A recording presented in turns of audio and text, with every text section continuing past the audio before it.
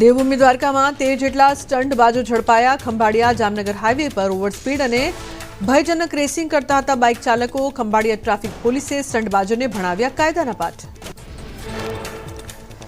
પેટા ચૂંટણીના ગરમાવા વચ્ચે આપ કોંગ્રેસ આમને સામને। કેજરીવાલના કોંગ્રેસ પર પ્રહાર, કહ્યું કોંગ્રેસ દગાખોર અને ભાજપના આદેશો પર ચાલે છે, ભાજપની નોકરી કરે છે કોંગ્રેસ।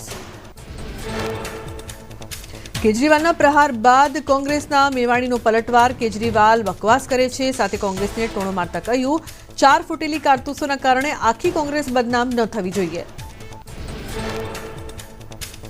કડી આપનો ઉમેદવાર જિગ્નેશ મેવાણીનો મિત્ર, મેવાણીના મિત્રને કડીથી મળી આપની ટિકિટ। જિગ્નેશ મેવાણી અને જગદીશ ચાવડાનો ફોટો સોશિયલ મીડિયામાં વાયરલ। ફોટો વાયરલ થતાં જ અનેક તર્ક-વિતર્ક। જિગ્નેશ મેવાણીના ટોણા પર શક્તિસિંહનો જવાબ, પરિવારની વાત પરિવારના પ્લેટફોર્મ પર કરાય। મેવાણીને પરિવારના પ્લેટફોર્મ પર વાત કરવાની આપી સલાહ। શક્તિસિંહે કાર્યકારી અધ્યક્ષ પર કરેલી ટિપ્પણીને અયોગ્ય ગણાવી। અરવિંદ કેજરીવાલ પર શક્તિસિંહનો પલટવાર। અરવિંદ કેજરીવાલ ખુદ રહી ચૂક્યા છે જેલમાં। આરોપ શું હોય છે અને કેવી રીતે ઘડાય છે, કેજરીવાલ સમજે છે। વિસાવદર વિધાનસભાની ચૂંટણી પહેલા ભાજપને ફટકો। ભાજપના તાલુકા બક્ષીપંચ મોરચાના પ્રમુખ ભાજપમાંથી રાજીનામું આપીને કોંગ્રેસમાં જોડાયા। કોંગ્રેસ પ્રદેશ અધ્યક્ષ શક્તિસિંહ ગોહિલની હાજરીમાં કોંગ્રેસનો હાથ પકડ્યો। દાહોદની સૌથી મોટી લીંબડી ગ્રામ પંચાયતની ચૂંટણીને કરાઈ રજૂઆત। વોર્ડ રચના અને રોટેશન મુજબ બેઠકો ન ફાળવાઈ હોવાની કલેક્ટરને કરાઈ રજૂઆત। ઓબીસી અનામત બાદ પણ સામાન્ય સીટ માટે બેઠક ફાળવાતા ઉઠ્યા સવાલો।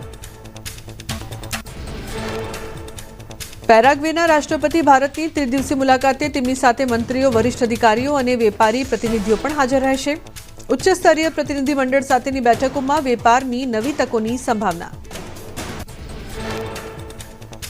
સર્વપક્ષીય પ્રતિનિધિ મંડળ મલેશિયા પહોંચ્યું। જેડીયુ સાંસદ સંજય કુમાર ઝાના નેતૃત્વમાં મલેશિયા પહોંચેલા પ્રતિનિધિ મંડળનું કુઆલાલંપુરમાં કરાયું સ્વાગત। મલેશિયા સરકારના રાષ્ટ્રીય એકતાના નાયબ મંત્રીના નેતૃત્વમાં પીપલ્સ જસ્ટિસ પાર્ટીના પ્રતિનિધિ સાથે બેઠક।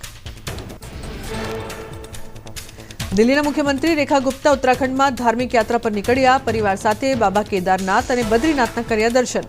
મંદિરના પૂજારીઓએ કર્યું મુખ્યમંત્રીનું સ્વાગત। રેખા ગુપ્તાએ બાબાના ચરણોમાં ઝુકાવ્યું શીશ।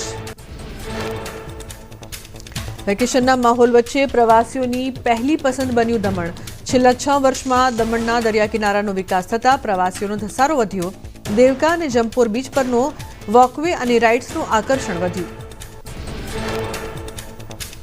મિની ગોવા તરીકે ઓળખાઈ દમણ। પ્રવાસીઓને વિશ્વ કક્ષાના બીચ સાથે દમણમાં મળે છે ફરવાનો આનંદ। અમદાવાદ, વડોદરા, સુરત અને મહારાષ્ટ્રમાંથી મોટી સંખ્યામાં પ્રવાસીઓ પહોંચે છે દમણ। દિલ્હીના જંગપુરામાં ગેરકાયદે ઊભા કરાયેલ મદ્રાસી કેમ્પનું ડિમોલિશન કરાયું। લોકો કાટમાળમાં પોતાનો સામાન શોધતા નજરે પડ્યા। તમિલનાડુ સરકારે પોતાના વતનમાં પરત ફરવા માંગતા લોકોને મદદનું આપ્યું આશ્વાસન।